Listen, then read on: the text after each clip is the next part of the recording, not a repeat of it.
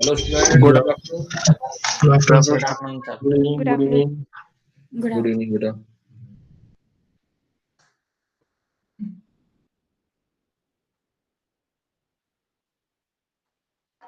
अब बेटा स्क्रीन आपकी क्लियर है? Yes sir. Yes, sir. Okay बेटा। तो लास्ट टाइम हम लोगों ने जो है केमिकल इक्विलिब्रियम का एक आइडिया लिया था बेटा, और केमिकल इक्विलिब्रियम के बाद हम लोग आयनिक इक्विलिब्रियम कर रहे थे, और आपने वहां जो है वो बफर तक कर लिया है ना, अप टू बफर। तो मैं आपका आयनिक इक्विलिब्रियम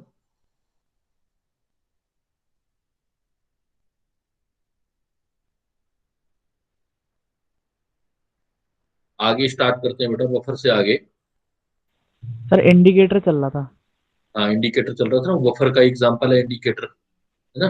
जैसे मैं आपको Yes, बता sir. दूं कि जैसे कोई बात नहीं, उसकी प्रॉब्लम हम फिर डिस्कस कर लेंगे, चैप्टर क्लोज होगा तो मैं कर लूंगा डिस्कस। पीएच देखो, आपने ये पॉइंट करने हैं। देखो, तो पीएच कैलकुलेशन है, सबसे पहले आपने स्ट्रॉन्ग एसिड स्ट्रॉन्ग बेस का करना है। स्ट्रॉन्ग एसिड और स्ट्रॉन्ग बेस का कर लिया ना, ये वाला बेटा। मैं सीक्वेंस लिख देता हूँ, ये सारी चीज जो नई चीज हो, नई की वो मुझे बता देना आप। तो स्ट्रॉन्ग एसिड स्ट्रॉन्ग बेस का पीएच कैलकुलेट किया, फिर हमने वीक एसिड वीक बेस का किया। वीक एसिड बेस, एसिड और बेस करने के बाद फिर हमने क्या किया, सॉल्ट का किया। Different type of salt. Salt में जनरली जो टॉपिक लिया था वो हम लोगों ने हाइड्रोलिसिस लिया था। सॉल्ट वाले केसेस में हाइड्रोलिसिस आता है। फिर आपने किया होगा सॉल्ट, कोई सॉल्ट प्लस उसके साथ कोई वीक, चाहे एसिड हो चाहे बेस हो, एक एसिड हो या बेस हो। और इसको जनरली हमने इस पॉइंट को सॉल्ट, वीक एसिड या वीक बेस को बफर से किया था। इस पॉइंट को अपने बफर पढ़ते। यहां तक कर लिया बेटा। यहाँ किसी पॉइंट में डाउट हो तो मैं दोबारा करा दूं, अगर क्लियर हो तो आगे चलूं, और नहीं तो हम इसकी प्रॉब्लम कर लेंगे चैप्टर क्लोज होने पे। क्लियर है सर। ठीक है बेटा, चलो मैं इससे आगे चलता हूँ। जब ये पीएच यहाँ तक कर लेते हैं तो नेक्स्ट पॉइंट हमारे पास आता है इस चैप्टर में। इसी में आपका इंडिकेटर इसी में आता है। इंडिकेटर भी जो है इसी में, क्योंकि आप इसमें क्या लेते हो, कॉन्जुगेट बेस लेते हो। जैसे मान लो फिनोक्सिलिन इंडिकेटर है तो पीएच नेगेटिव, और फिनोक्सिलिन ले लोगे तो वीक एसिड हो जाएगा। तो वीक एसिड या सॉल्ट हो गया, इसको सॉल्ट बोलते हैं। तो यहाँ के आगे स्टोरी जो स्टार्ट होती है वो होती है हम लोगों की आयनिक प्रोडक्ट एंड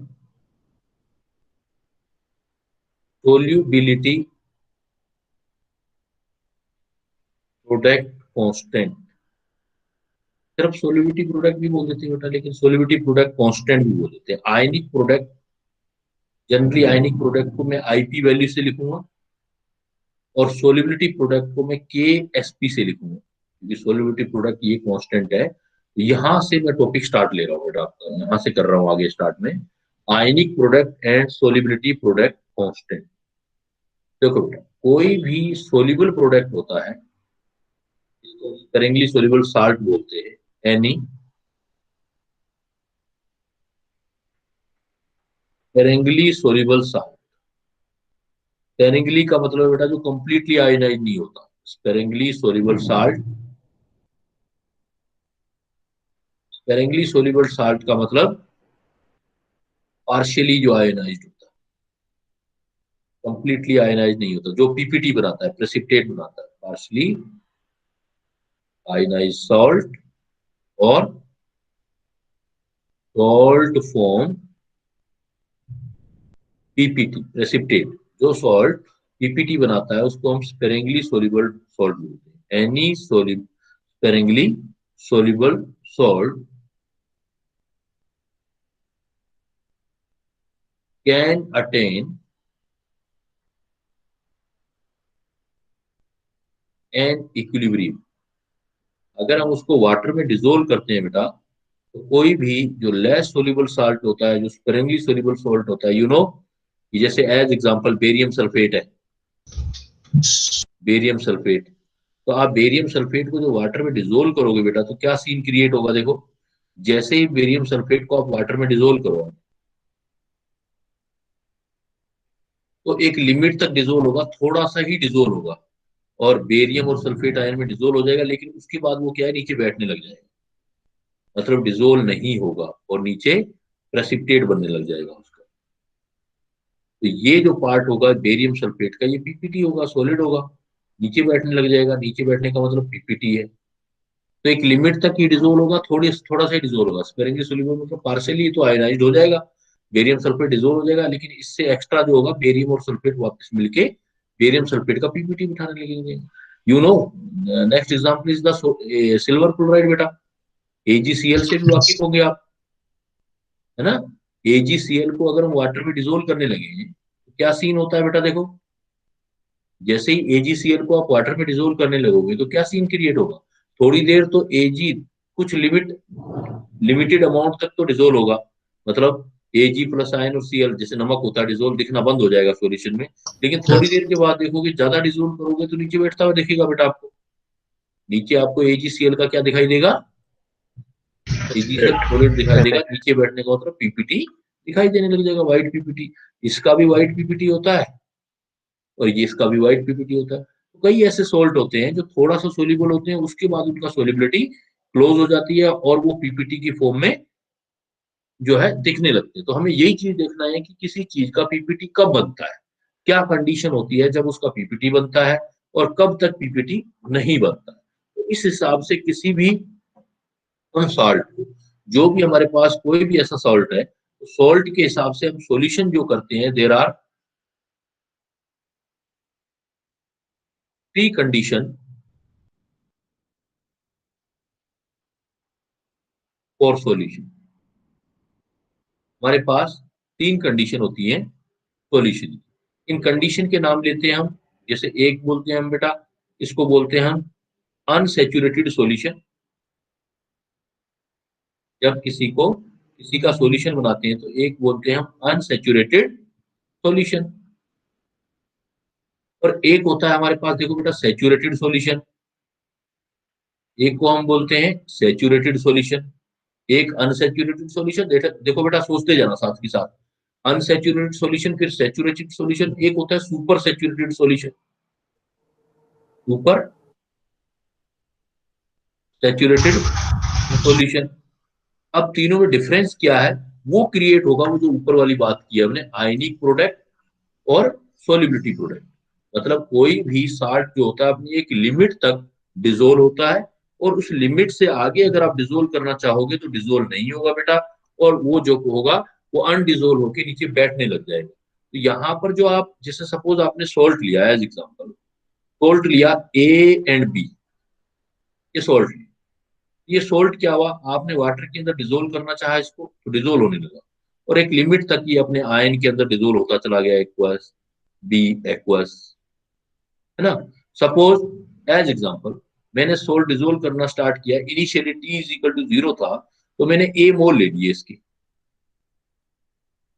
AB साल्ट के A मोल ले लिए, और स्टार्टिंग में ये अभी डिजोल्व नहीं हुआ था, 0 0 हो गया। लेकिन जैसे ही T टाइम पास हुआ बेटा, प्रैक्टिकली सोचते जाना बेटा, जैसे ही ए डिजोल्व होना स्टार्ट हुआ तो इसका कुछ अमाउंट जो कोफिशिएंट है, इसका 1 कोफिशिएंट, इसका 1 कोफिशिएंट, इसका 1 कोफिशिएंट, ए में से सपोज एक्स कम हो गया, एक्स डिजोल्व हो गया, 1x डिजोल्व हो, 1x डिजोल्व होकर क्या बनाएगा, 1x ए पॉजिटिव आयन और 1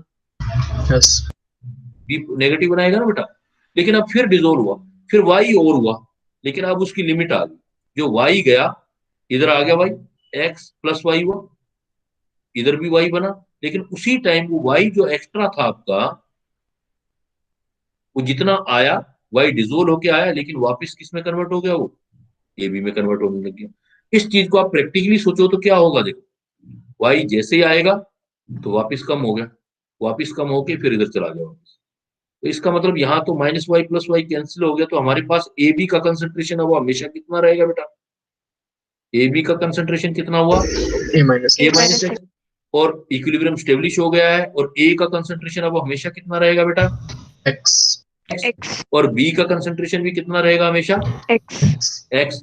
क्योंकि इसका मतलब रिएक्शन रुका नहीं है, रिएक्शन तो अभी भी चल रहा है, लेकिन जितना एक्स्ट्रा आ रहा है वो डिजोल्व हुआ, जो ए पॉजिटिव और बी नेगेटिव बना, वापस में अटैच होके क्या बना दिया उसने वापस ए बी। A B. अब इस चीज को प्रैक्टिकली विजुअलाइज करो बेटा। सपोज मैंने एक बीकर लिया और बीकर में वाटर ले लिया बेटा, और वाटर में सपोज मैंने एक सॉल्ट डाला। कौन सा सॉल्ट डाला मैंने? A B.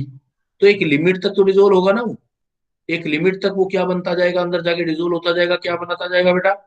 A positive ion और बी नेगेटिव आयन। लेकिन एक लिमिट के बाद आयन बनेंगे तो सही, वो आयन आपस में कनेक्ट होकर वापस एक्स्ट्रा क्या बनाने लग जाएंगे, तो ये वाई वाले थे ए बी, जो बाहर से डाल रहे हो यहाँ ए बी सॉलिड, और वो एज ए प्रेसिपिटेट आपका बन रहा है। इसी चीज को आप क्या बोलते हो? प्रेसिपिटेट। तो बात समझ आई बेटा? किसी अगर sparingly soluble completely ionise water में नहीं होता है तो एक लिमिट तक तो वो आयनाइज होता रहता है, डिजोल्व होता रहता है बेटा। लेकिन एक लिमिट के बाद आयन बनेंगे, लेकिन वो आयन बन के वापस में अटैच होकर के वापस सॉलिड बना देंगे। इसी को हम क्या बोलते हैं? जो अटैच होके बनता है बेटा, इसी को हम क्या बोलते हैं? पीपीटी प्रेसिपिटेट या प्रेसिपिटेट फॉर्मेशन बोलते हैं बेटा। तो यहाँ पर दो चीजें हैं। तो किसी भी टाइम पर, एट एनी टाइम, किसी भी साल्ट के जो आयन की कंसंट्रेशन का प्रोडक्ट है, ए और बी की नेगेटिव आयन और बी नेगेटिव आयन, सपोज हम सिंपल साल्ट लेते हैं, तो ए नेगेटिव आयन और B negative ion at any stage, तो क्या बोल सकते हैं हम? देखो, at any stage of reaction, कोई भी स्टेज है रिएक्शन की, इक्विलिब्रियम बना है नहीं बना है, eight any stage of reaction, product of concentration of ions of reactant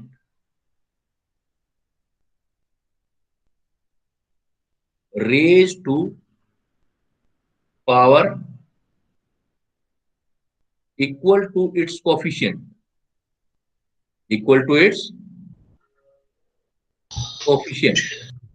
is known as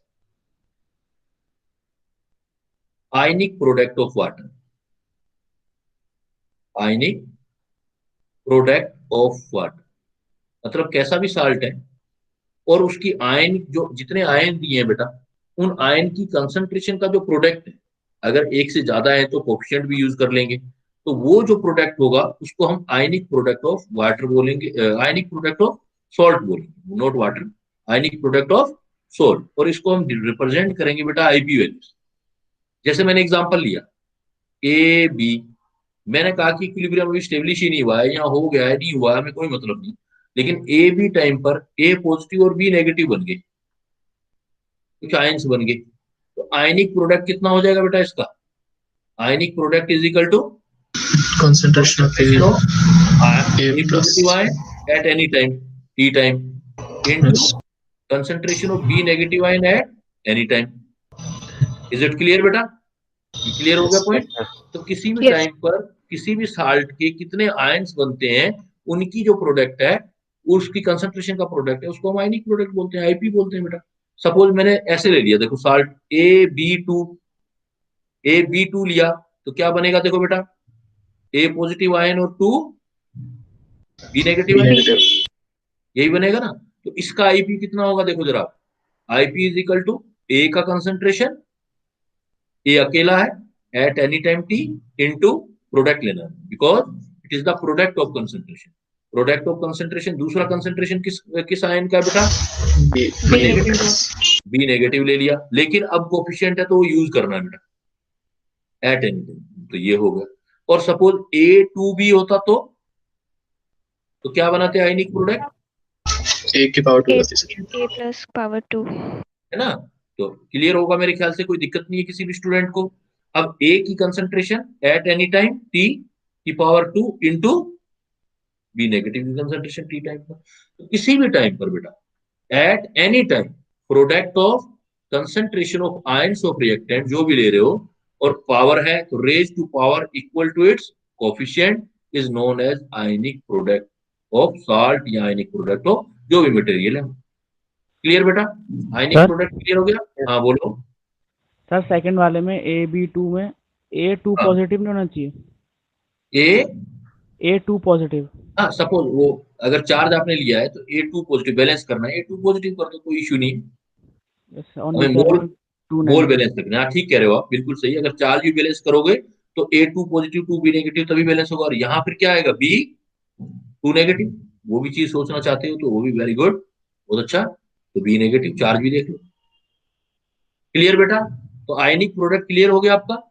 ionic product मतलब आयन की कंसंट्रेशन का प्रोडक्ट किसी भी टाइम, आयन की कंसंट्रेशन का प्रोडक्ट। इज इट क्लियर बेटा? Can I Yes. Continue? Yes, sir.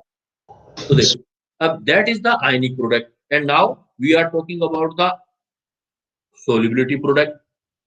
अब ये सोल्युबिलिटी प्रोडक्ट क्या होता है? स्पेशली एट इक्विलिब्रियम, जब इक्विलिब्रियम स्टेब्लिश हो जाए बेटा, एट इक्विलिब्रियम मतलब जितना आपको सोल्यूबल किसी को करना है उतना कर लो एट इक्विलिब्रियम। ऊपर वाले में क्या था बेटा?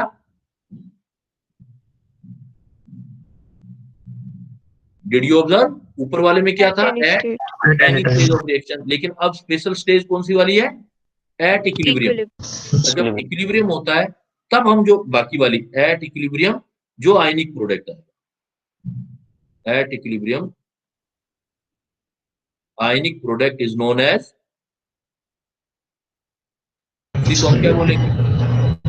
Solubility. Solubility product. Product. Actual में तो क्या होता है, सोल्युबिलिटी प्रोडक्ट बोल देते हैं बट एक्चुअली तो सोल्युबिलिटी प्रोडक्ट कांस्टेंट होता है। सोल्युबिलिटी प्रोडक्ट कांस्टेंट होता है। कांस्टेंट होता है तो कोई के होगा, और सोल्युबिलिटी प्रोडक्ट तो एसपी लगा देते हैं, एसपी से रिप्रेजेंट कर देते हैं। तो ionic product at equilibrium, ionic product at equilibrium जो आयनिक प्रोडक्ट होगा, जब इक्विलिब्रियम स्टेब्लिश हो जाएगा तब आयन की कंसंट्रेशन का जो प्रोडक्ट आएगा वो कांस्टेंट होगा हमेशा। और उस कांस्टेंट को क्या बोलेंगे बेटा? Solubility product constant. जैसे अभी मैंने एग्जांपल लिया आपका कि भाई एपी आया, एबी, सपोज ऊपर वाला एग्जांपल ही लेते हैं। आपने एग्जांपल लिया ए बी, है ना? और ए बी ने क्या है, एक लिमिट तक डिजोल्व होता गया होता गया होता गया और ए पॉजिटिव बी नेगेटिव बना। लेकिन इस लिमिट के बाद जितना ए बी आएगा वापस किसमें कन्वर्ट होने लग जाएगा? वो AB. ABM. ए बी में। जब ए बी में कन्वर्ट होने लग जाएगा तब अब इक्विलिब्रियम स्टेब्लिश हो गया। अब जो इक्विलिब्रियम की कंसंट्रेशन का प्रोडक्ट होगा, मतलब मुझे ये बोलना है, अब मैं बोलूंगा K S P of A B, तो इज इक्वल टू क्या आ जाएगा? K S P of A B बेटा, concentration of A positive ion but कौन सी स्टेज पे? Equilibrium. Equilibrium, Equilibrium. Into concentration of B negative but at equilibrium. ये आपका केएसपी होता है। इसको बोलते हैं, ये कांस्टेंट वैल्यू होती है इक्विलिब्रियम पर। तो that is the known as solubility product constant, या generally we can say that solubility product. Is it clear? Yes, sir. Yes, sir. Yes. Equilibrium Yes. Stage पर जो आयन की कंसंट्रेशन का product होगा इक्विलिब्रियम पर, उसको हम सोल्युबिलिटी प्रोडक्ट कांस्टेंट बोलेंगे। वो एक फिक्स वैल्यू होगी और एट एनी टाइम वो वेरिएबल होगी। सब लोगों, सब रिएक्शन के डिफरेंट टाइम पे डिफरेंट आएंगे। अब देखो, सपोज क्या हुआ, नॉर्म, अगर मान लेते हैं किसी साल्ट को आईपी लेस देन उसका केएसपी है, मतलब आयन की कंसंट्रेशन का प्रोडक्ट कम हो रहा है जितना केएसपी होना चाहिए। मतलब आयन की कंसंट्रेशन का प्रोडक्ट सपोज ये है और उसको जाना यहां तक है बेटा, तो इसका मतलब आयनाइजेशन बढ़ेगा या घटेगा?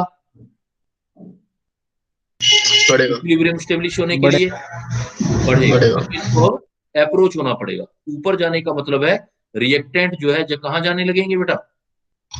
प्रोडक्ट की Forward. Product. फॉरवर्ड डायरेक्शन में जाने लगेंगे। कब तक जाते रहेंगे? जब तक उसकी वैल्यू आईपी केएसपी तक पहुंच जाए। तो जब आईपी आपका केस फर्स्ट, जब किसी भी सॉल्ट का आईपी अभी लेस देन केएसपी है तो रिएक्टेंट और प्रोडक्ट में जाएंगे। इसका मतलब रिएक्टेंट प्रोडक्ट में जाने का मतलब है रिएक्टेंट आयनाइज होंगे, या ये कह दें रिएक्टेंट आयंस में और जाएंगे तो आयनाइजेशन होता जाएगा। अभी आयनाइजेशन होता जाएगा तो इसका मतलब सॉल्यूशन अभी जो है, सो salt is still soluble in water. अभी भी वो क्या होता जा रहा है? वो सोल्यूबल होता जा रहा है, आयन बनाता जा रहा है। And solution is known as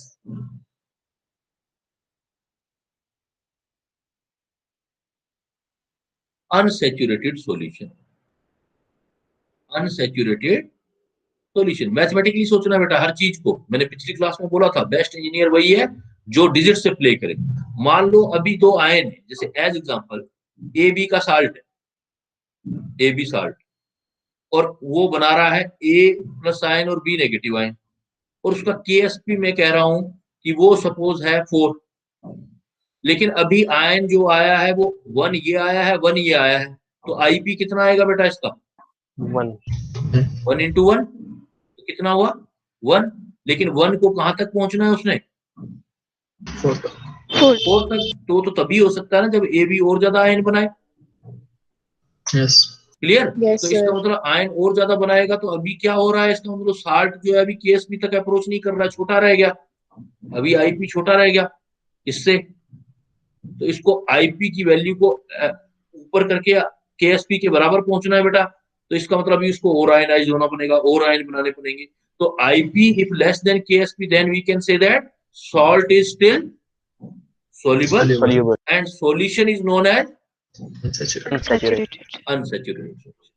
clear है बेटा ये वाला पॉइंट? अब आईपी और केएसपी में कंपैरिजन। Yes. Yes, sir.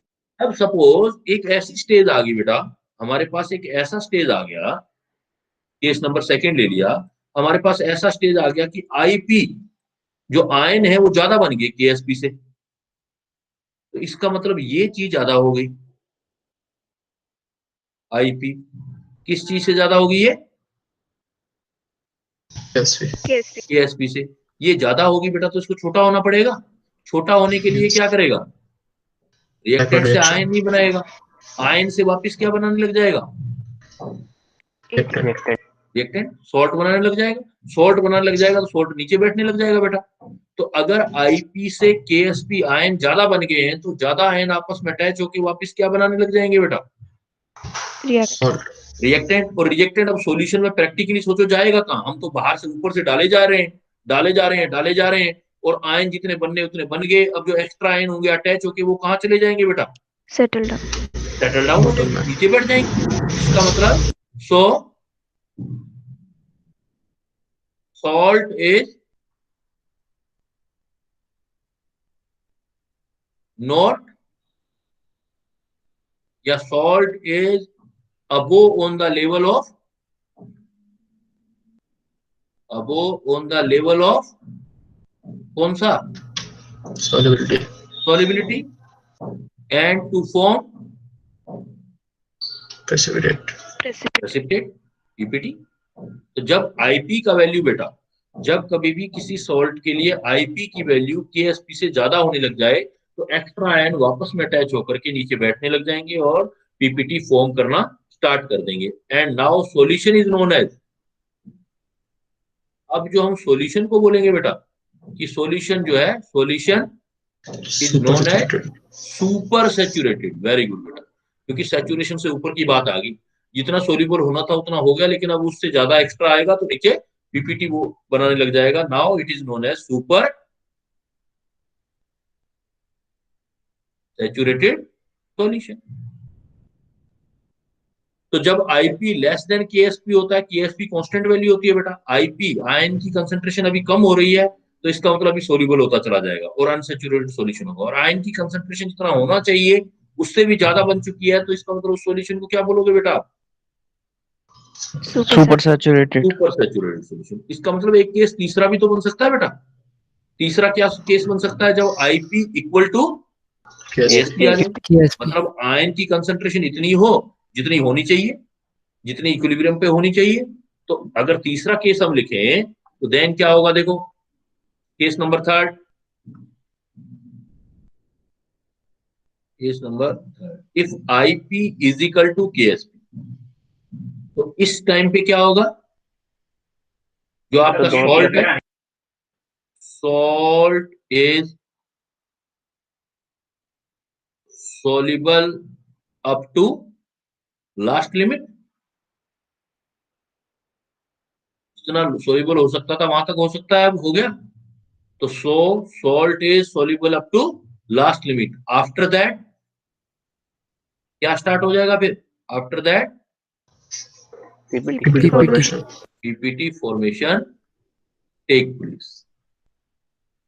जब ऐसा हो जाए तो बेटा and now solution is known as, अब हम सॉल्यूशन को क्या बोलते हैं देखो, now solution is known as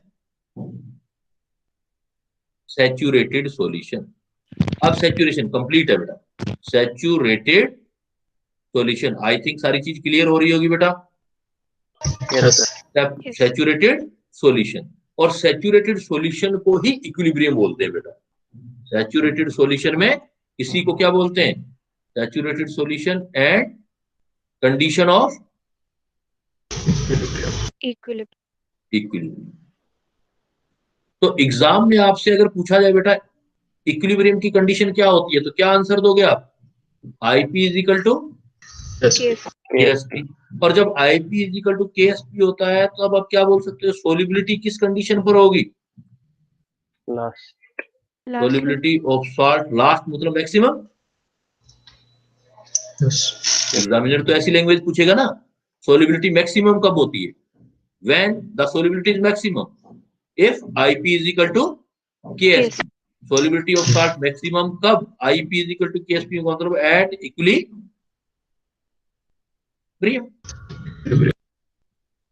equilibrium पर सोलिबिलिटी मैक्सिमम होती है और पीपीटी फॉर्मेशन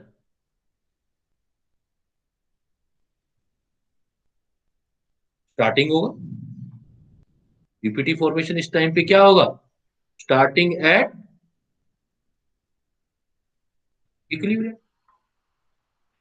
तो कोई भी साल्ट बेटा होता है तो मैथमेटिकली उसकी कैलकुलेशन करते हैं। मैथमेटिकली क्या कैलकुलेशन होती है, जब उनकी आयन की कंसंट्रेशन का प्रोडक्ट जितना होना चाहिए पार्टिकुलर, कितना सोलिबिलिटी है उसका, वहां तक नहीं पहुंचा है तो अभी और सोलिबल होगा, तब हम सॉल्यूशन को क्या बोलेंगे, मतलब आईपी लेस देन होगा जब, तो आईपी लेस देन केएसपी होगा तब उस सॉल्यूशन को बोलेंगे अभी सोलिबिलिटी चल रही है, अभी जो सॉल्ट है वाटर में सोलिबल होगा, और that condition is known as unsaturated solution.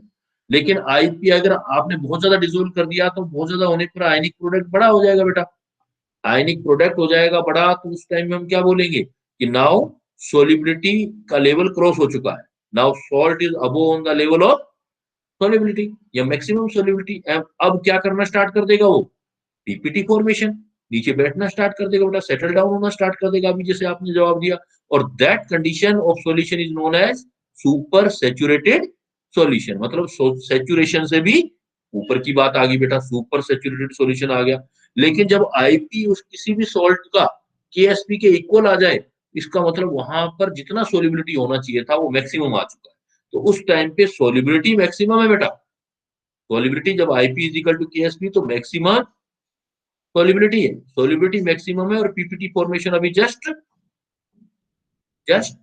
About to start. Start of, जब स्टार्ट ऑफ इक्विलिब्रियम की जगह क्या बोलो आप, ज्यादा बेस्ट वर्ड है, just start of PPT at equilibrium, और क्लियर हो जाएगा। क्लियर है बेटा, यहां तक चलूं आगे, कोई डाउट किसी स्टूडेंट को। Yes. देखो बेटा, अब सपोज अपने को मैथमेटिकली इसकी कैलकुलेशन करनी, तो पहले मैं कैलकुलेशन सिखा रहा हूं, किसी साल्ट का अपने को केएसपी या सोलिबिलिटी निकाल,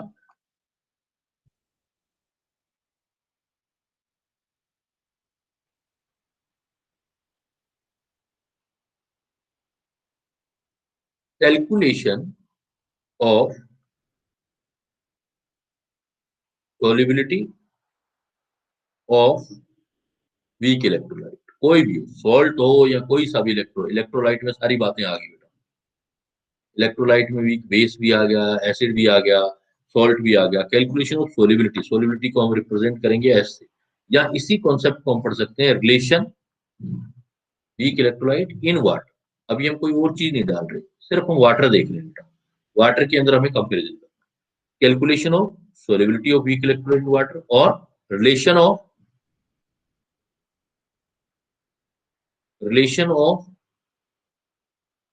solubility, so S and solubility product,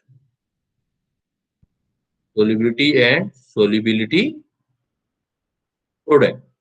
solubility product वैसे तो कांस्टेंट होता है, किससे रिप्रेजेंट करते हैं बेटा, KSP। KSP. KSP. अगर S और KSP में किसी का रिलेशन निकालना हो, पहले मैं आपको हिंट दे रहा हूँ कि हमें तो क्वेश्चन सोल्विंग से पहले चाहिए, फिर हम सारी नॉलेज ले लेंगे।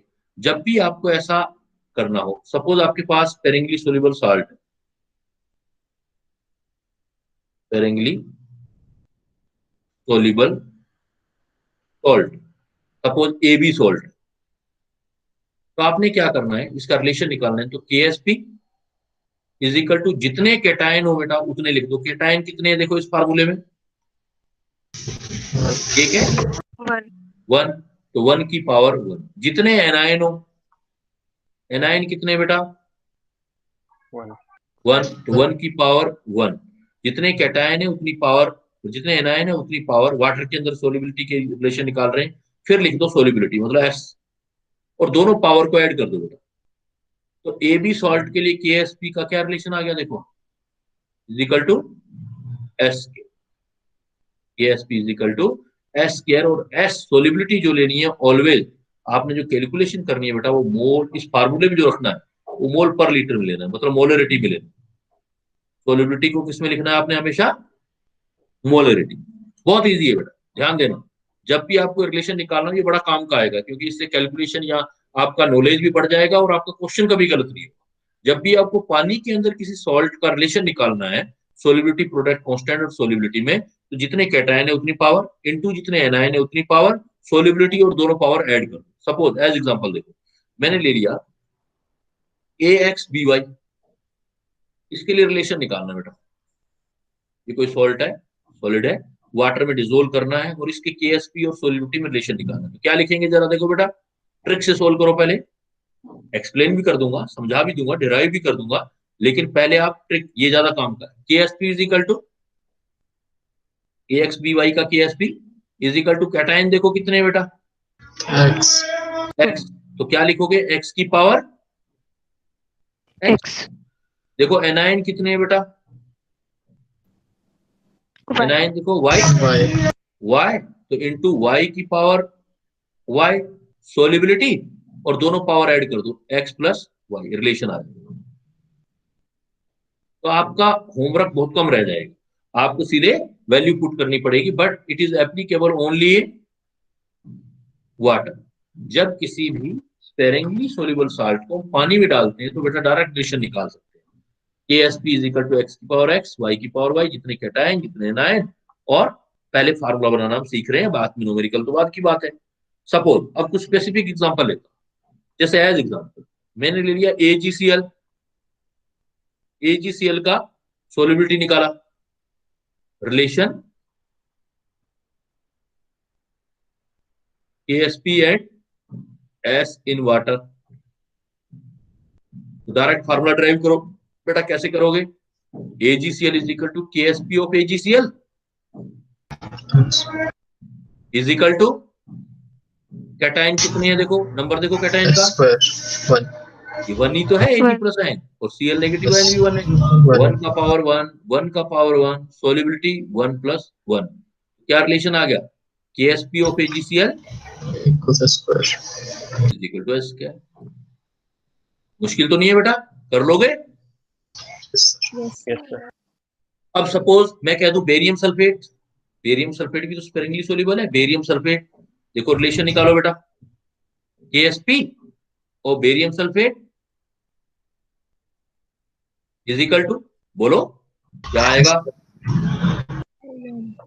बेरियम कैटायन 1 है ना, Yes. सल्फेट भी 1 है, तो 1 का पावर 1, 1 का पावर 1 और सोल्युबिलिटी 1 प्लस 1, सेम आ गया।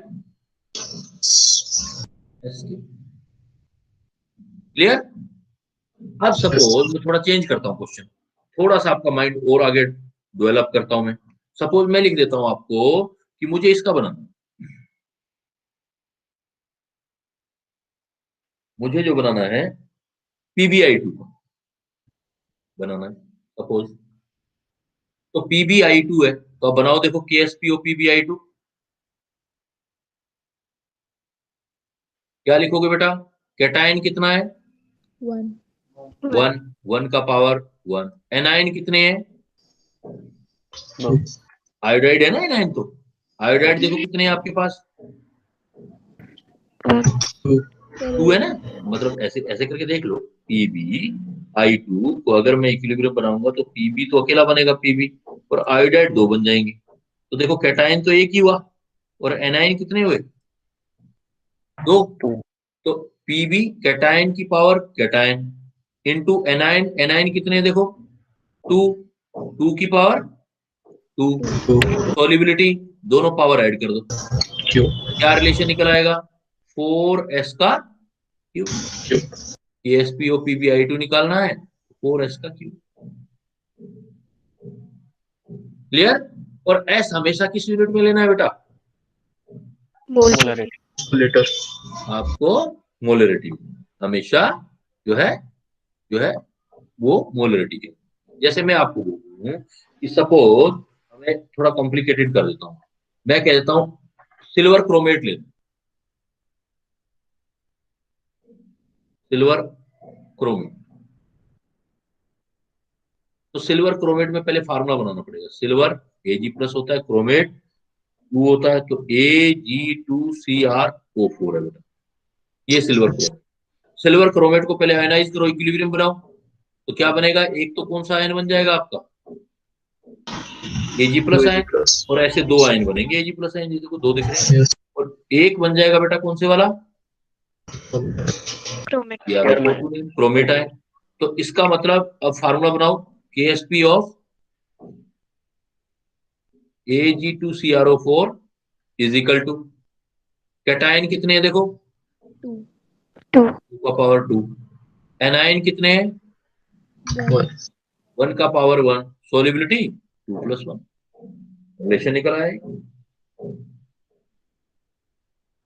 सोलिबिलिटी 2+, रिलेशन निकल आया बेटा, बना लोगे।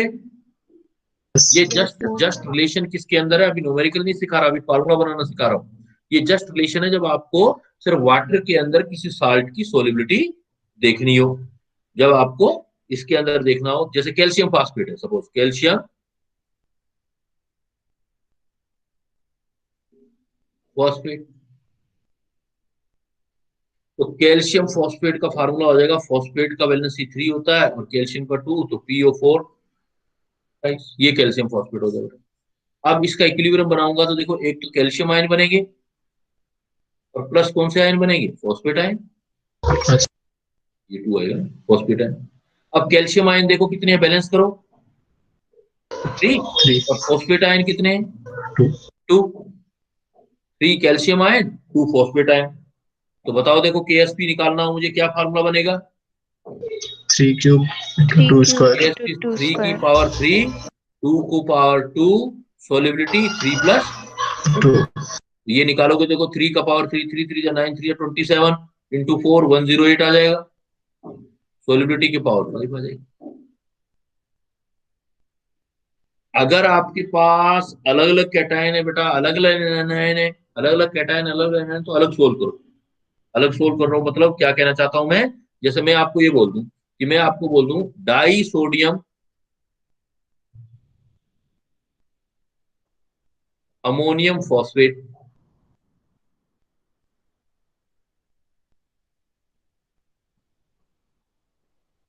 डाई सोडियम अमोनियम फॉस्फेट, तो Na2 NH4 फॉस्फेट PO4, ये 3 वैलेंसी, ये 3 वैलेंसी। अब मुझे KsP निकालना है, देखो KsP इसका, देखो बेटा ध्यान देना। अब पहले कैटायन सोडियम वाले हैं, कितने कैटायन है देखो सोडियम वाले, 2. 2. ये भी कैटायन है, ये भी कैटायन है, ये एनायन है। तो पहले सोडियम वाले हैं तो सोडियम को सोल्व करूंगा, कितने कैटायन सोडियम 2, दोनों को अलग अलग सोल्व करूंगा, 2 की पावर 2। फिर देखो अमोनियम है, अमोनियम को अलग सोल्व करूंगा, 1 की पावर 1। फिर फॉस्फेट 1 है मेरे पास, 1 की पावर 1, सोलिबिलिटी सारा ऐड कर लूं। तो अगर आपके पास मोर देन 1 कैटायन या एनायन है तो अलग अलग सोल्व करना है बेटा, दोनों को अलग अलग आपने सोल्व करना। क्लियर। Yes, sir. Yes. अब ये तो हो गया ट्रिक से, अगर ट्रिक की बजाय आपको डिराइव ही करना हो तो कैसे करोगे, देखो आप डेरिवेशन करना हो,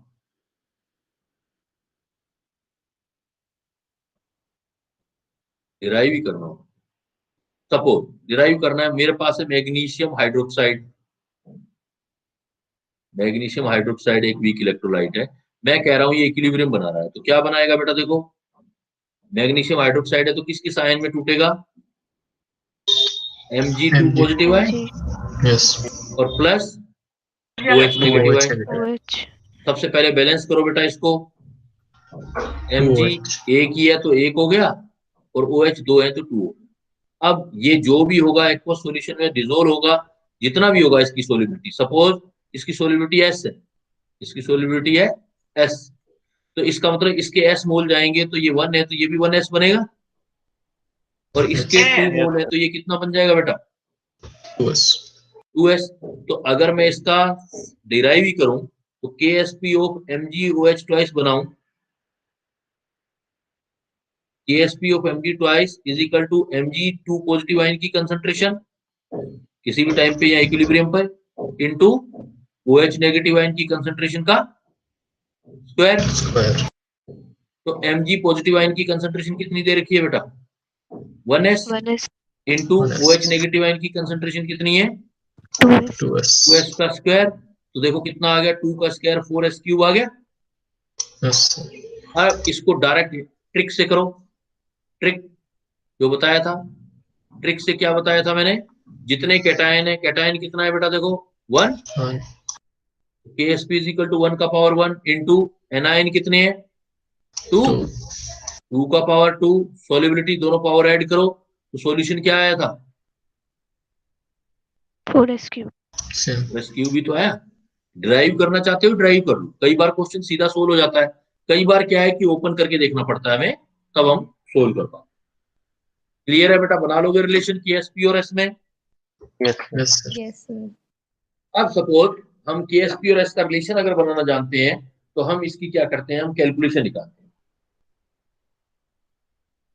इसको हम कैलकुलेट करते हैं कि प्रॉब्लम कैसी आएगी, न्यूमेरिकल प्रॉब्लम कैसे आएंगे और उनको हम कैसे सोल्व कर पाएंगे।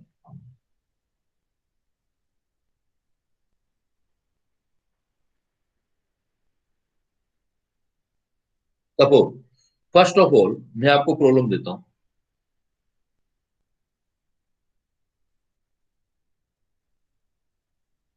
मैं आपको ये बोलता हूं कि solubility of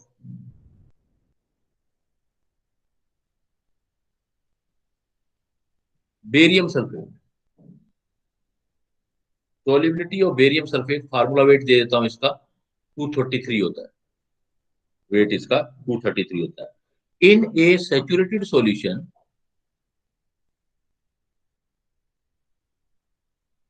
in a saturated solution is 9.3 into 10 raised to power minus 4 gram per 100 milliliter, gram per 100 milliliter of solution। ध्यान देना बेटा, क्वेश्चन एक आधा ही करवाता हूं, उसमें सारे जितने डाउट है वो आपके क्लियर हो जाने चाहिए, क्वेश्चन कैसा भी आए वो क्लियर कट हो जाना चाहिए। Calculate the expression of KSP, calculate the KSP, सीधा कर लेते हैं, KSP ऑफ बेरियम सल्फेट। देख रहे हो बेटा प्रॉब्लम क्या लिखा मैंने? प्रॉब्लम सोल्युबिलिटी गिवन है, solubility of barium sulphate in saturated solution कितना दिया मैंने? इतना ग्राम पर 100 millilitre of solution. Calculate the KSP of barium sulphate. अब जो मैंने आपको सिखाया उससे बहुत दूर क्वेश्चन दूंगा बेटा, सीधा सीधा उस पर बेस नहीं दूंगा, वो तो एक क्या हो जाएगा, सीधा उसमें दूंगा तो वो तो रट्टा हो जाएगा, आपका माइंड ओपन नहीं होगा। माइंड ओपन करने के लिए सबसे पहले सपोज आप बेरियम सल्फेट लेना चाहते हो तो बेरियम सल्फेट का सॉल्यूशन निकालो बेटा। बेरियम सल्फेट ट्रिक से भी कर सकते हैं, लेकिन फिर भी मैं आपका देखो माइंड ओपन कर रहा हूँ। बेरियम सल्फेट टूटेगा तो क्या बनाएगा इक्विलिब्रियम पर? Ba2 positive plus SO4 negative. तो इसका सपोज सोल्युबिलिटी S है, ये S है तो इसका 1S जाएगा तो इसका भी 1S बनेगा और इसका भी 1s 1S बनेगा। तो बेटा इसका रिलेशन बनाऊंगा तो क्या बनेगा? KSP is equal to KSP of barium sulphate is equal to concentration of barium at equilibrium into concentration of sulphate at equilibrium. तो KSP बेरियम सल्फेट का निकालो जरा बेटा, फार्मूला बनाओ पहले। तो मैं डायरेक्ट भी बना सकता हूँ, वो भी सिखाऊंगा आपको सारे स्टेप। मतलब एक जो वॉरियर होता है, एक फाइटर होता है, उसके पास सब होता है। फाइटर के पास देखो, अभी अपनी जंग लड़ने के लिए अगर कोई जाता है तो उसके पास स्टेन गन भी है, बंदूक भी है, पिस्टल भी है, चक्कू भी है, सब चीजें होती हैं उस फौजी के पास। उसको ये देखना है कि मुझे किस टाइम पे क्या यूज करना है कि मैं फटाफट अपना काम कर, यही आपको सोचना है। तो पहले मैं डिटेल सिखा रहा हूँ। देखो, KSPO बेरियम सल्फेट है तो Ba2 पॉजिटिव सल्फेट का इक्विलिब्रियम कंसंट्रेशन Ba का कितना आएगा बेटा? 1s। और सल्फेट का कंसंट्रेशन भी कितना आएगा? 1s। ओवरऑल सोल्व करोगे तो कितना आएगा? Square. KSP is equal to S²। अब भाई ट्रिक देखो, मैंने ट्रिक भी सिखाया था आपको। ट्रिक बोला था मैंने, KSP बेरियम सल्फेट का निकालना है तो जितने कैटायन, कैटायन कितने, देखो फार्मूला देखते ही 1 का पावर 1, कितने एनायन है बेटा?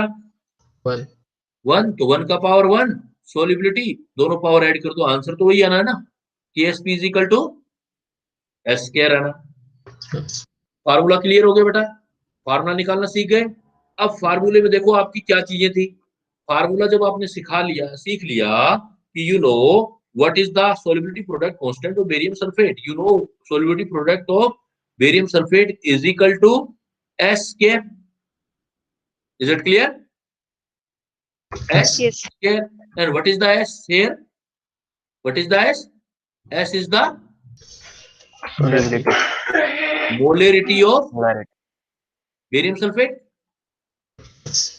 S is the molarity of barium sulfate. You know what is given? This is the given 9.3 into 10 raised to power minus 4 ग्राम पर 100 मिलीलीटर। तो फर्स्ट ऑफ ऑल हमें किस में कन्वर्ट करना पड़ेगा इसको? मोलरिटी चाहिए तो लीटर में चाहिए ना। Yes.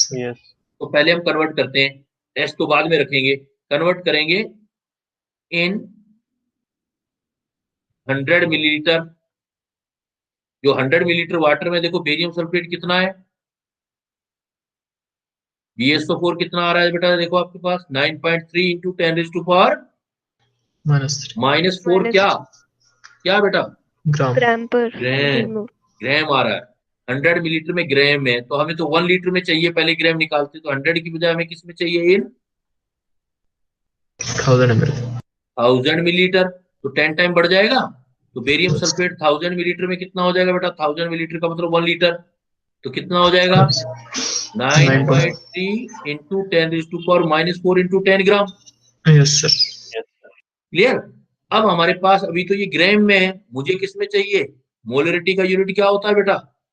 Mole per litre. मोल पर लीटर। मोल पर लीटर। मुझे मोल चाहिए तो मोल कंसेप्ट लगा दो बेटा, ग्राम है तो मोलर मास से डिवाइड कर दो। तो मोलर मास से डिवाइड करोगे तो कितना आ जाएगा? 9.3 into 10 raise to power -3 divided by molar mass. Molar mass given है या फार्मूले से निकाल लेना, कितना होगा बेटा? 233। तो ग्राम किस में कन्वर्ट हो जाएगा? Number of moles. Number of मोल। और नंबर ऑफ मोल कितने के अंदर? 1 लीटर में। तो आपके पास सोलिबिलिटी आ गया, क्योंकि फार्मूले में जो सोलिबिलिटी रखना है वो तो मोल पर लीटर रखना है। तो now solubility of barium sulphate कितना हो गया बेटा? 9.3 into 10 raise to power -3 divided by 2 33। अब ये किस में यूनिट आ गया? मोल सर लास्ट स्टेप है पर लीटर आ गया। तो जो सोलिबिलिटी मोल पर लीटर में वही तो पुट करना होता है बेटा। तो KSP इज इक्वल टू क्या फार्मूला आ जाएगा? देखो KSP इज इक्वल टू, अगर मैं बेरियम सल्फेट का फार्मूला बनाऊंगा तो KSP is equal to barium sulphate is equal to molarity आ गई आपके पास। तो 9.3 into 10 raise to power -3 divided by 238, उसका भी स्क्वायर। आप यूनिट चाहे लिखना चाहते हो अंदर लिख दो बेटा, कोई प्रॉब्लम नहीं है। अगर आप यूनिट लिखना चाहते हो देन आप जो है इसको लिख सकते हो। लिखना चाहते हो 2 मोल, या लिख दो मोल पर लीटर। मैंने क्या बोला था? हमेशा डिजिट से प्ले करना है। मोल पर लीटर लिख दिया, ऊपर स्क्वायर आ गया, तो आंसर क्या आ जाएगा? जो भी कैलकुलेशन करोगे आप 9.3 into 9. 3 into 10 raised to power minus 6 Yes. divided by 233 into 233 मोल का स्क्वायर और लीटर का। तो बताओ बेटा, किसी को डाउट? क्लियर है? Yes, sir. Yes, sir. मतलब जो सोलिबिलिटी रखोगे वो मोलरिटी की फॉर्म में रखोगे। अगर मोलरिटी डायरेक्ट गिवन है तो बेटा कोई प्रॉब्लम नहीं है, अगर डायरेक्ट गिवन नहीं है तो फिर आप निकालोगे।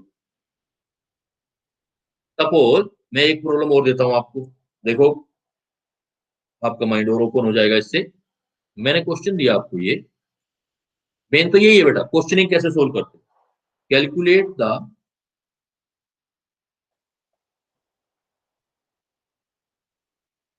solubility of AgCl in water in gram per 100 milliliter if KSP of AgCl is equal to 1.8 into 10 raised to power minus 10। ये क्वेश्चन दे दिया मैंने, देखो बेटा, solubility of AgCl in water, direct water में AgCl की सोलिबिलिटी देख रहे हो, आप ट्रिक यूज करते हैं डायरेक्ट, देखो बेटा सॉल्यूशन। तो KSP इज इक्वल टू क्या फार्मूला होगा, देखो बेटा AgCl के लिए 1 का पावर 1, कैटायन Yes, 1 है, sir. Yes, sir. एनायन भी 1 है, इंटू 1 का पावर 1, सॉल्युबिलिटी पावर ऐड कर दो तो किसके इक्वल आ जाएगा बेटा, एस स्क्वायर। S लेकिन एस स्क्वायर में एस किसमें है, मोल पर मोल पर लीटर में। तो केएसपी की वैल्यू गिवन है बेटा, कितनी आ रही है, 1.8 into 10 raise to power minus 10 is equal to S square आ गया। तो एस की वैल्यू कितनी आ जाएगी बेटा, अंडर रूट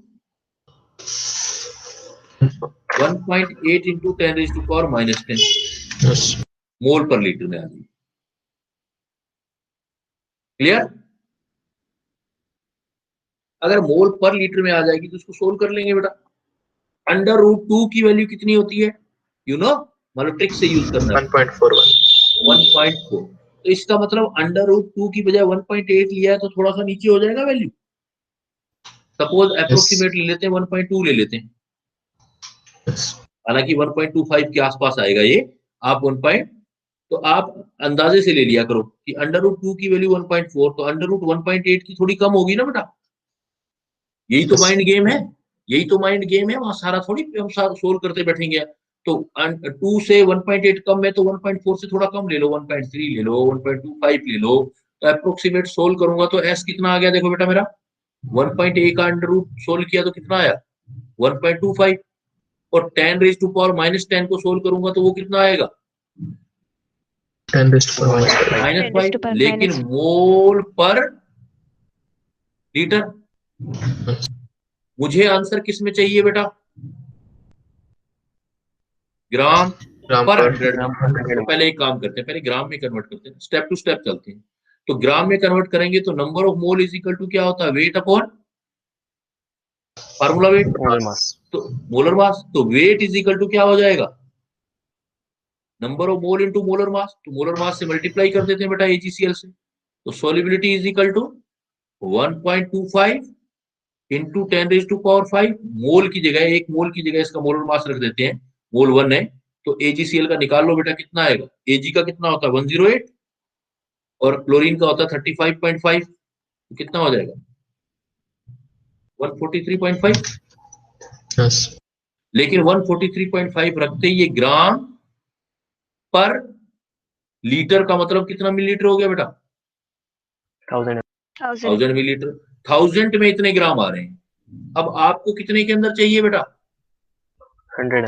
100, तो 10 टाइम कम चाहिए ना, तो 10 टाइम Yes. कम चाहिए, 1000 में चाहिए 100 में चाहिए, तो सोलिबिलिटी कितनी आ जाएगी। तो कुछ मतलब फार्मूला, कुछ हमारा दिमाग, ये सारी कैलकुलेशन हमारी लगती है और आप अपने लेवल पर पहुंच जाओगे, जिस एग्जाम के लिए आप तैयारी करना चाहते हो उस पर पहुंच जाओगे। तो 10 टाइम इसको कम कर दो, इसको 10 टाइम कम कर दोगे तो ये आ जाएगा ग्राम प्लस पर 100 मिलीलीटर। 100. ये वैल्यू कैलकुलेट कर लेंगे। बताओ बेटा, कोई दिक्कत आई हो, परेशानी आई हो, लेकिन माइंड को ओपन रखना है, पूछना क्या चाहता है वही ले जाना है बेटा।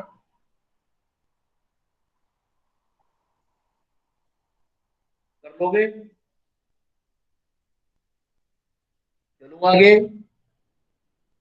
Yes, sir. Yes. Yes, sir. तो आपने जरूर ध्यान रखना है, जो फार्मूले में यूज करते हैं बेटा वो सोलिबिलिटी पर मोल होता है, और उसको आपने जो आगे यूज करना है वो अपने हिसाब से देख के यूज करना है। सपोज एक टाइप का क्वेश्चन बड़ा पॉपुलर होता है बेटा, वो क्वेश्चन मैं आपसे डिस्कस करने जा रहा हूं कि इस टाइप के क्वेश्चन बहुत ही ज्यादा पॉपुलर होते हैं इस टॉपिक में। ये टॉपिक दिखने में आसान होता है लेकिन कैलकुलेशन है ना, तो है नहीं आसान बेटा, कैलकुलेट करके देखना होता है, सीधा फार्मूले से पता नहीं लगता। सपोज मैंने एक एग्जांपल दिया बेटा, देखो इस क्वेश्चन को ध्यान देना। KSP of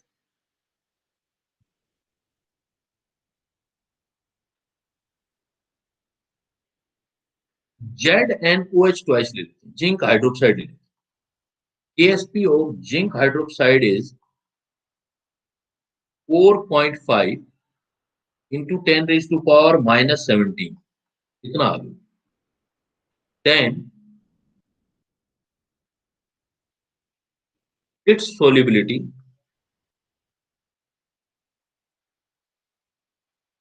in a solution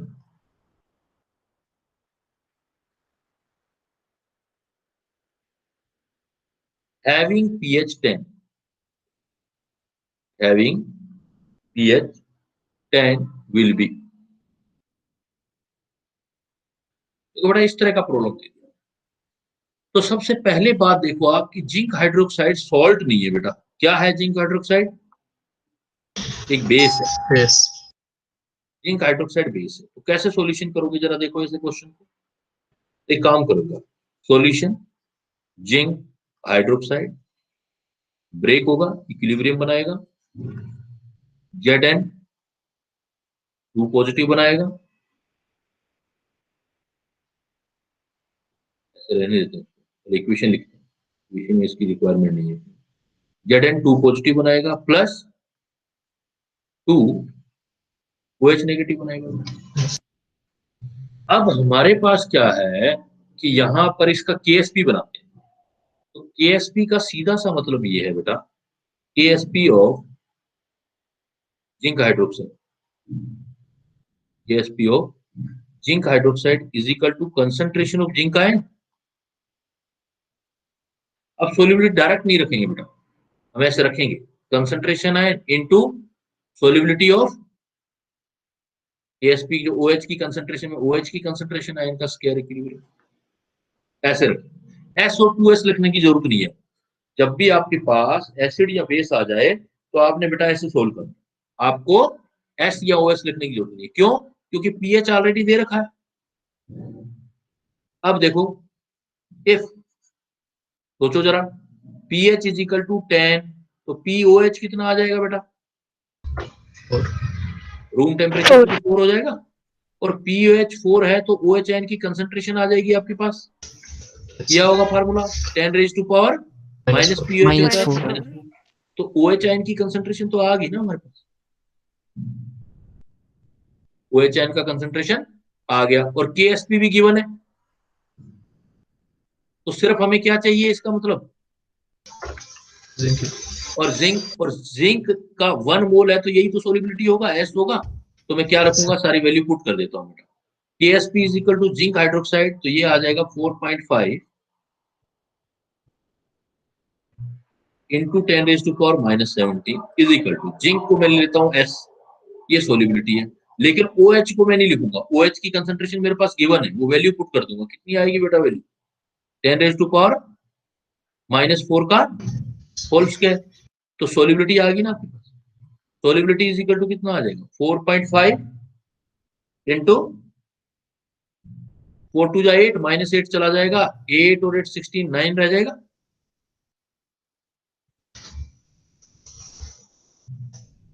तो जब भी आपके पास pH या POH दे रखा हो तो उससे आप H और OH आयन बेटा डायरेक्ट निकाल दो।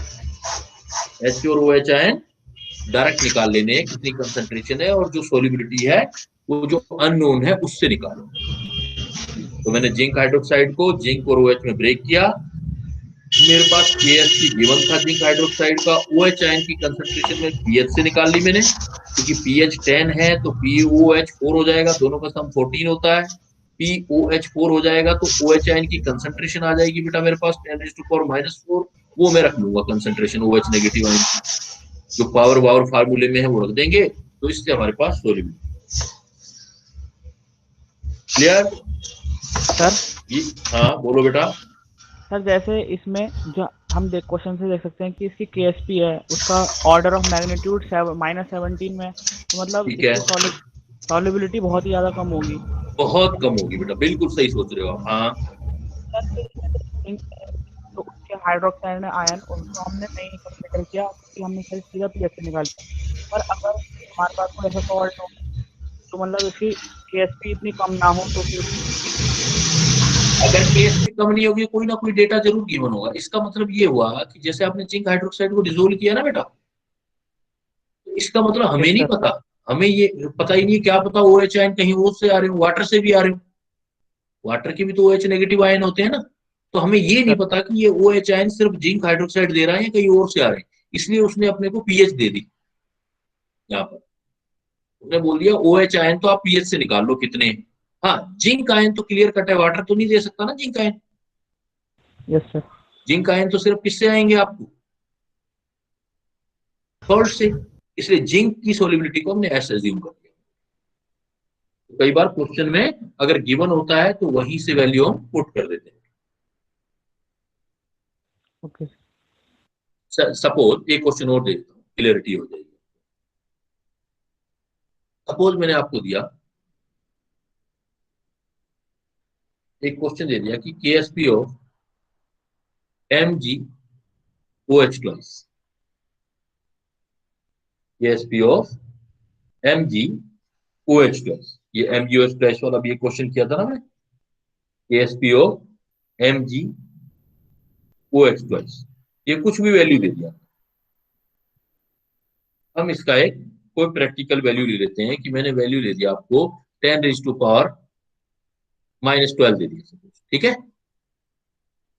अब मैंने कह दिया यहां पर OH जो pH है वो 12 है, तो सोलिबिलिटी कैलकुलेट करनी है इसकी, कैसे करेंगे देखो बेटा। MgOH ट्वाइस का KSP दे दिया, pH 12 दे दिया, सोलिबिलिटी तो कैसे करोगे बेटा, देखो अब लिखोगे ना इक्वेशन MgOH ट्वाइस, ये ब्रेक होके इक्विलिब्रियम बनाएगा तो क्या बनाएगा बेटा, Mg2 पॉजिटिव आयन और +2 OH नेगेटिव आयन। अब मैं इसका KSP निकालूंगा MgOH ट्वाइस का, तो वो क्या आएगा मेरे पास, Mg की कंसंट्रेशन आयन और OH नेगेटिव आयन की कंसंट्रेशन का स्क्वायर। तो अब KSP तो डायरेक्ट रख दोगे बेटा आप। अब आप क्या करोगे, Mg आपको नहीं पता लेकिन OH आयन तो निकाल सकते हो ना, कैसे निकाल सकते हैं बेटा OH आयन, क्या आपको pH पता है, POH pH 12 है तो POH कितनी हो जाएगी, टोटल सम 14 होता है 2, तो POH 2 हो जाएगी, तो OH आयन कंसंट्रेशन कितना हो जाएगा बेटा, 10⁻⁻²। तो इसका मतलब ये भी वैल्यू पुट कर सकता हूं, तो रह सिर्फ क्या आ गया मेरे पास, अननोन क्या रहेगा, मैग्नीशियम आयन, और मैग्नीशियम आयन की जो कंसंट्रेशन होगी वही तो सोलिबिलिटी होगी, तो मैं यहाँ लिख दूंगा 10⁻12, मैग्नीशियम आयन की जो भी सोलिबिलिटी है OH आयन की कंसंट्रेशन रख दूंगा 10⁻2 का स्क्वायर, तो कितना आ जाएगा देखो, 10⁻4 चला जाएगा तो 10⁻8 आ जाएगा ना, सोलिबिलिटी कितनी आ गई, तो सोलिबिलिटी जो मैग्नीशियम हाइड्रोक्साइड की आ गई 10⁻8 मोलर आ गई, मोल। ये दूसरे लेवल के क्वेश्चन बेटा, ऐसे आपके सेकंड लेवल का क्वेश्चन आप सॉर्ट आउट कर सकते, कर लोगे अब। अब सपोज मैं क्या करता हूं, इसी क्वेश्चन को लेवल और बढ़ाता हूं, इसी क्वेश्चन में मैं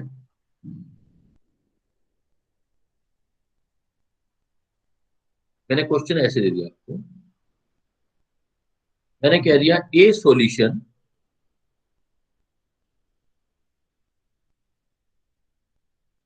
is 0.1 molar in Ag positive ion, Ca2 positive ion, Mg2 positive ion and Al plus 3 ion. एक सॉल्यूशन ले लिया, A solution is 0.1 molar in Ag positive ion, Ca2 positive ion, Mg2 positive ion and aluminum positive ion.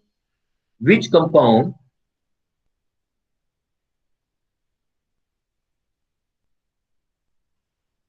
will precipitate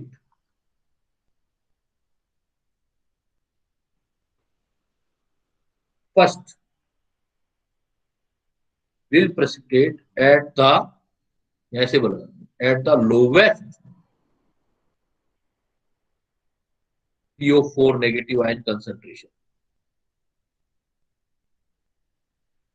when a solution of Na3PO4 is added.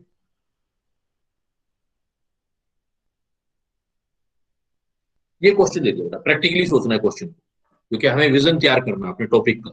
या हम कह रहे हैं कि हमारे पास एक सॉल्यूशन है, 0.1 मोलर है, Ag प्लस आयन का भी 0.1 मोलर है, कैल्शियम का भी 0.1 मोलर है, Mg का भी 0.1 मोलर है, एल्यूमिनियम का है। तो हमें किसका प्रेसिपिटेट पहले बनेगा, which compound will precipitate at the lowest PO4, अगर सॉल्यूशन हम Na3PO4 ऐड कर रहे हैं। यहाँ मैं केस भी बता देता हूँ आपको सबके, जैसे आप अगर सिल्वर का फास्फेट बना रहे हो,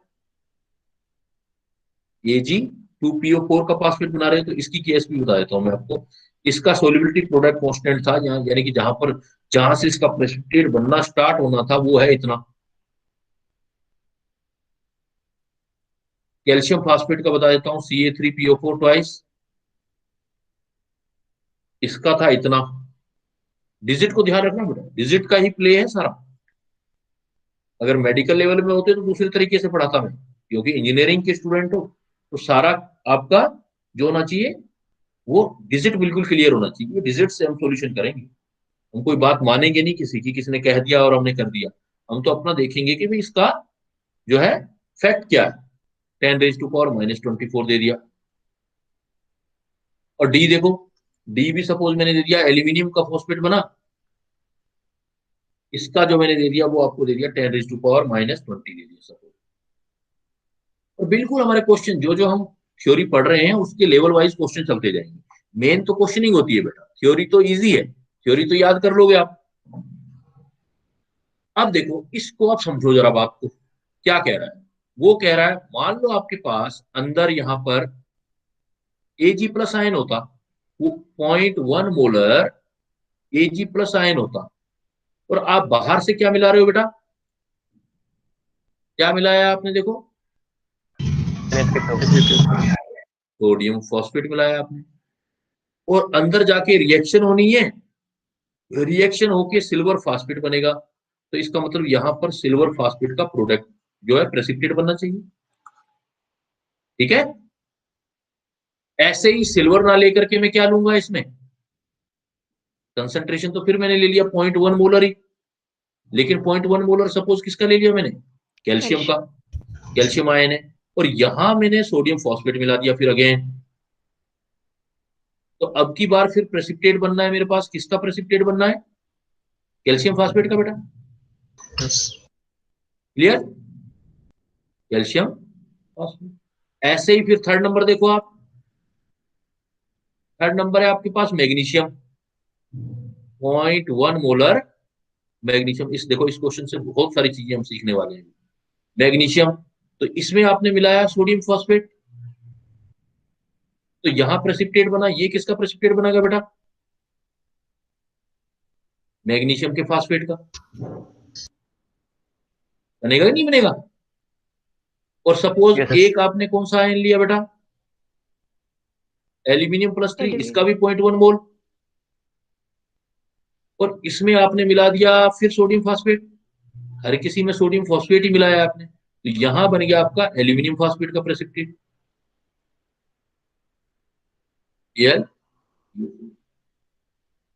अच्छा, इनके केएसपी सबके हमको पता है और कंसंट्रेशन भी पता है। हमें ये देखना है कि which compound will precipitate at the lowest phosphate ion. तो देखो, अगर मैं पहले वाले की बात करता हूं तो मुझे सिल्वर फॉस्फेट, अब फार्मूला देख के सोल्व नहीं करना बेटा, डेटा देख के सोल्व करना है। तो केएसपी निकालता हूं पहले वाले का। पहले वाले का केएसपी आएगा तो AgPO4 का होगा तो Ag प्लस आयन की कंसंट्रेशन का स्क्वायर इंटू PO4। मुझे PO4 3 नेगेटिव कंसंट्रेशन चाहिए, तो इसका केएसपी गिवन होगा बेटा।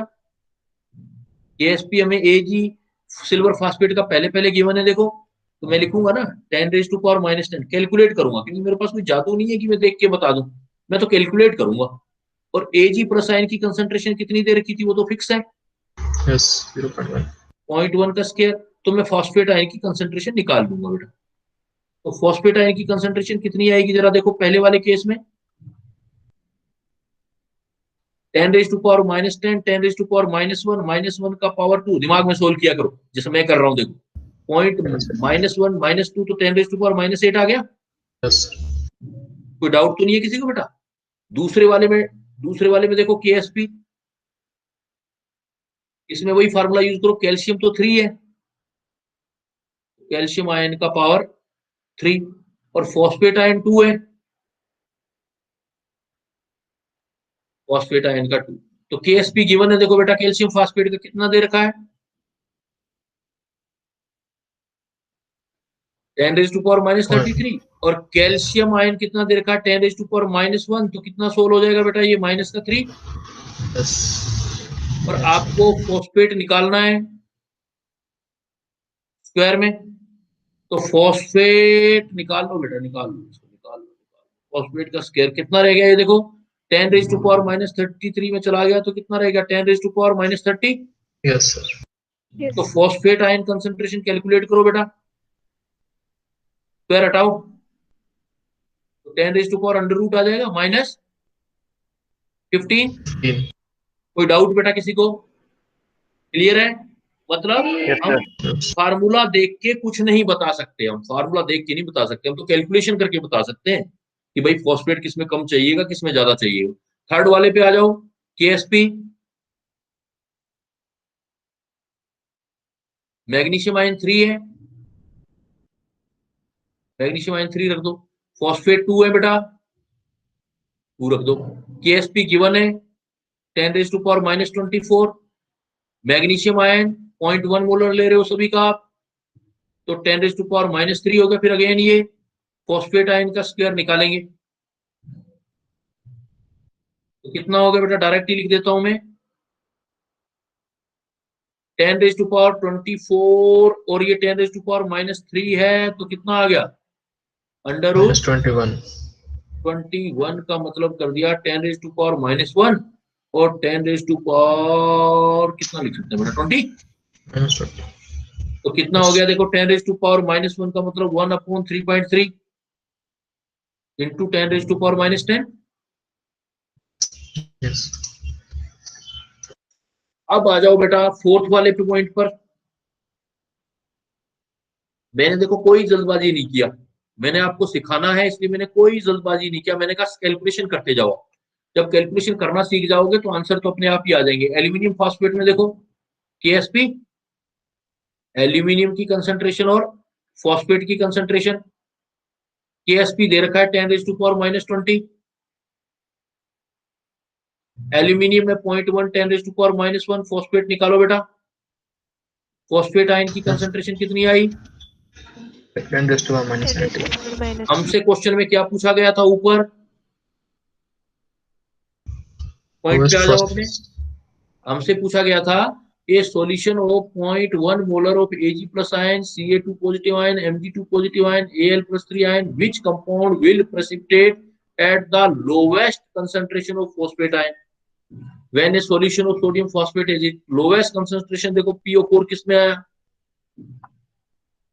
एल्यूमिनियम फॉस्फेट पहले वाले में 10⁻⁻8, दूसरे वाले में 10⁻⁻15, तीसरे वाले में 10⁻⁻10 पावर देखें तो अपने, और लास्ट वाले में 10⁻⁻15। 19. 19। तो सबसे छोटा कौन सा हुआ बेटा? लास्ट वाला। लास्ट वाला, क्योंकि माइनस -10. में है, स्मॉलेस्ट होगी, स्मॉलेस्ट वैल्यू। तो इसका मतलब आंसर क्या आ गया मेरे पास। और इवन आप Aluminium phosphate. LPL4. इवन आप मान लो मेन लेवल में दे रहे हो क्वेश्चन या एडवांस लेवल में दे रहे हो। मेन लेवल में दे रहे हो तो सीधा ऐसे पूछेगा, एडवांस में कंपैरिजन पूछेगा सबका, कि सबसे पहले कौन प्रेसिपिटेटेड होगा, सबसे बाद में कौन प्रेसिपिटेटेड होगा। तो सबसे कम कंसंट्रेशन किसके लिए चाहिए प्रेसिपिटेट बनाने के लिए? देख लिया बेटा, क्लियर आ गया। पीओ एल्यूमिनियम फॉस्फेट वाले के लिए आंसर है एल्यूमिनियम फॉस्फेट में फॉस्फेट का सबसे कम कंसंट्रेशन होगा, minimum concentration of phosphate ion use होगा, रिक्वायर्ड। और जैसे ही इसको ये मिल जाएगा तो सबसे पहले ये क्या बनाएगा, PPT form first.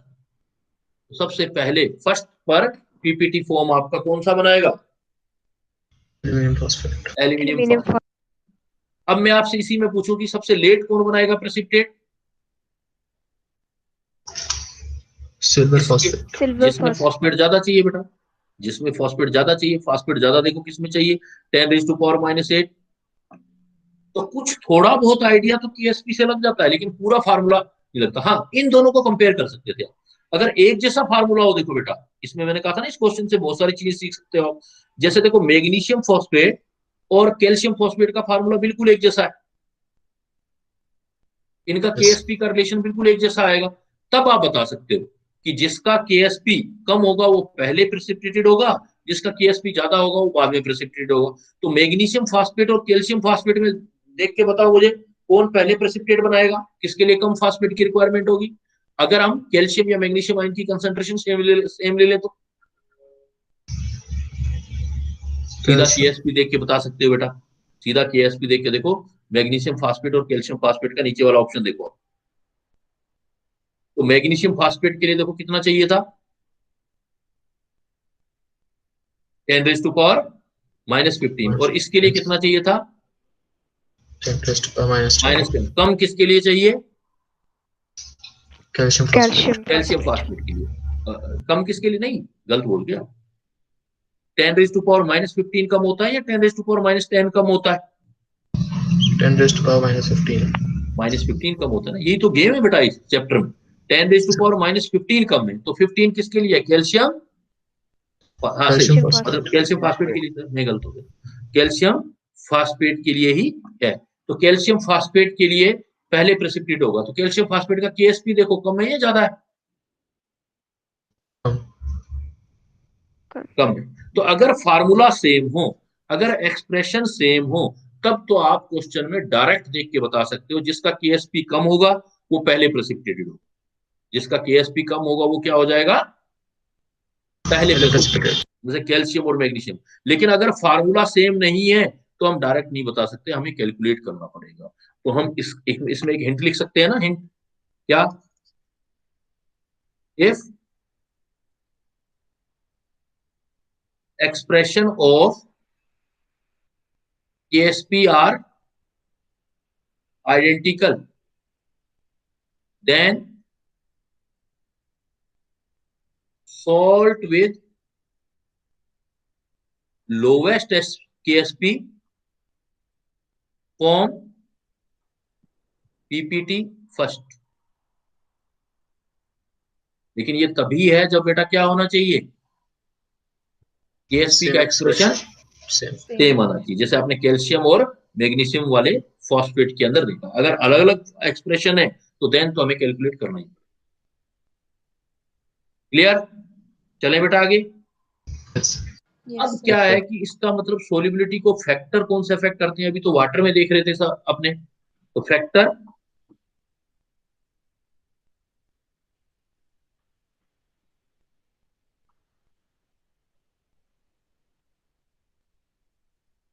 Affecting solubility. मैं यहाँ ये पॉइंट छोड़ूंगा, नेक्स्ट क्लास में डिटेल कराऊंगा मैं इसको अब मैं सिर्फ इतना कह रहा हूँ, फैक्टर अफेक्टिंग सोलिबिलिटी। तो दो फैक्टर है बेटा, एक होता है common ion effect, common ion effect, और एक हम बोलते हैं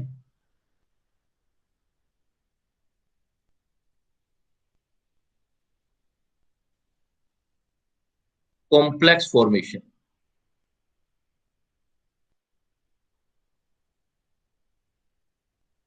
और हाइड्रोलिसिस वगैरह कुछ भी ले सकते हो, हाइड्रोलिसिस और hydrolysis.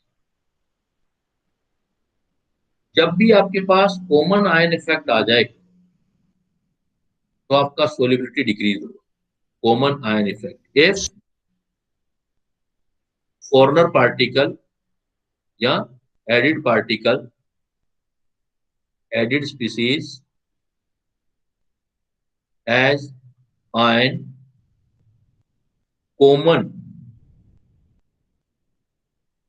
with given salt, with ऐसे कर दो, with ion of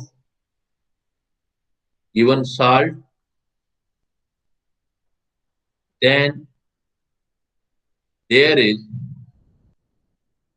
decrease in solubility। कैसे बेटा? बिल्कुल क्लियर। सपोज मैंने AgCl लिया एज एग्जांपल,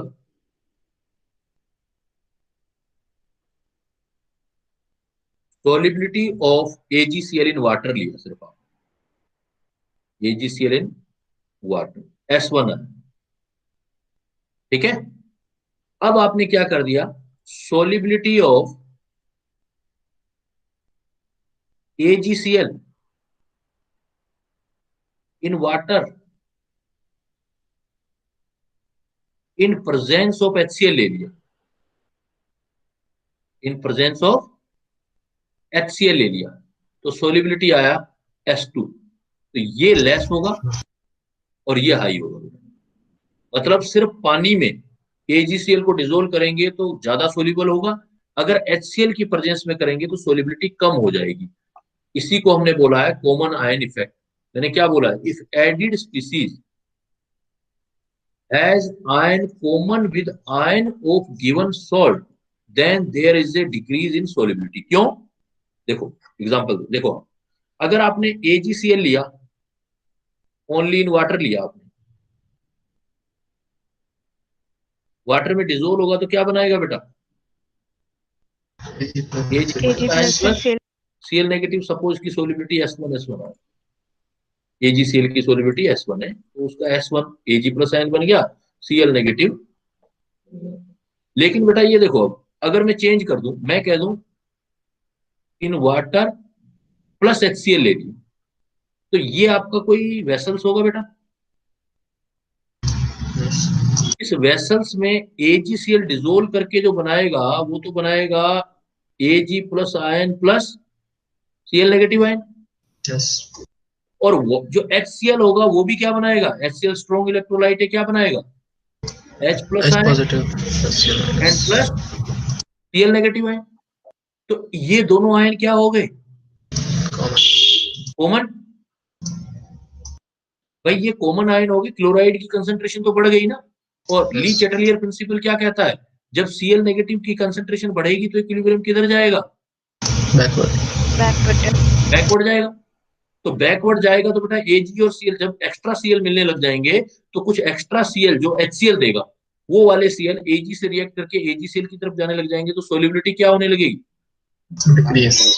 डिक्रीज। मतलब AgCl सॉलिड वापस बनने लग जाएगा।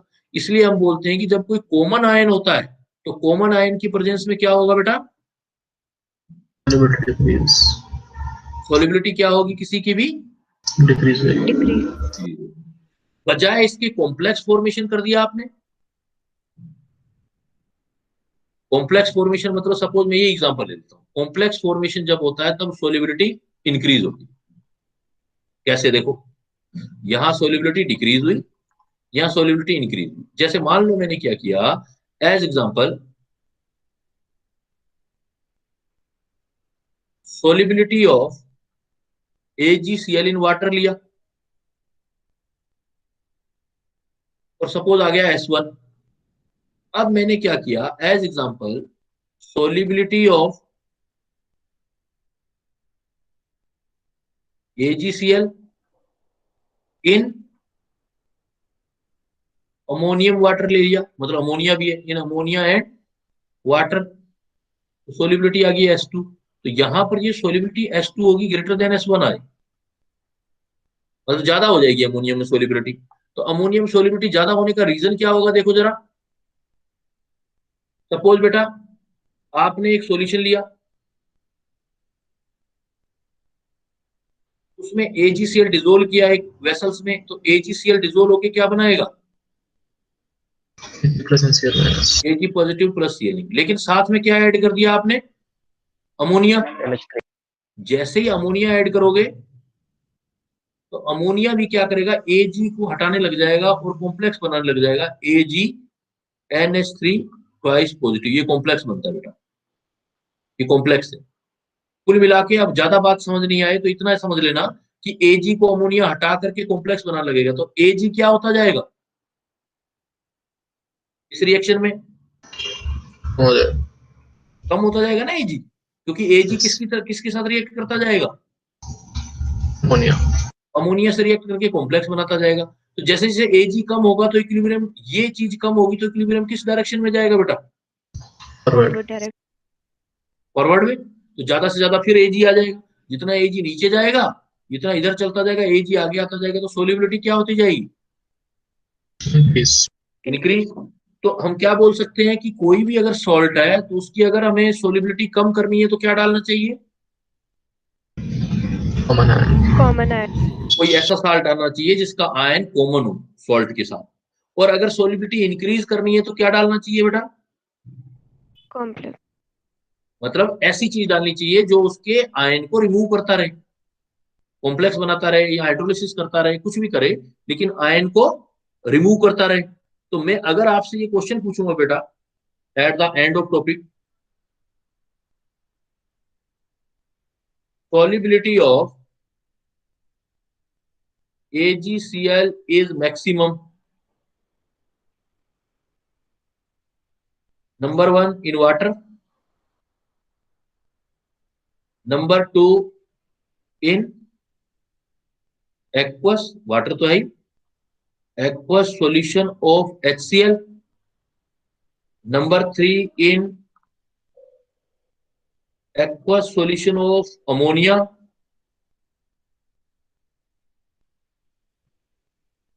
and number 4 same in all cases। क्या आंसर दोगे बेटा, सर थर्ड। थर्ड वाला। थर्ड वाला, वेरी गुड बेटा। थर्ड वाला क्यों दोगे, क्या रीजन आया, कॉम्प्लेक्स फॉर्मेशन। क्योंकि अमोनिया जो Ag प्लस आयन आएगा उसको आगे ले जाके कॉम्प्लेक्स बनाता रहेगा, इससे ज्यादा से ज्यादा Ag आगे आता जाएगा बेटा, ये भी किया तो है। और सबसे कम किसमें होगा इन तीनों में, HCl वाले में। HCl वाले में कम होगा। क्यों होगा HCl में, ली Chatelier principal, common ion. Common ion. तो मैं बोल सकता हूँ ना, सपोज सोलिबिलिटी ये S1 है, ये S2 है और ये S3 है, तो सोलिबिलिटी सबसे ज्यादा किसमें आएगी बेटा, S3 में। सबसे कम किसमें आएगी, S2। S2 में। और मिडिल में किसमें रहेगी, वाटर। बना लोगे बेटा क्वेश्चन, यस कर लोगे। Yes, sir. तो मैं इसकी डीपीपी बेटा शेयर करूंगा मैं आपके साथ, और नेक्स्ट क्लास अभी और लूंगा, क्योंकि अभी हमें ये कैलकुलेट भी करना है कि कितनी बढ़ेगी कितनी घटेगी। अभी तो हमने ये बता दिया कि भाई सोलिबिलिटी जो है अफेक्ट हो सकती है, वाटर में कोई और चीज डाल देंगे तो सोलिबिलिटी बढ़ सकती है या घट सकती है, लेकिन कितनी बढ़ेगी कितनी घटेगी, it is the matter of calculation, and that will see in next class बेटा। See you very soon for next lesson, till then bye bye बेटा, thank you sir. Good evening. Thank you बेटा।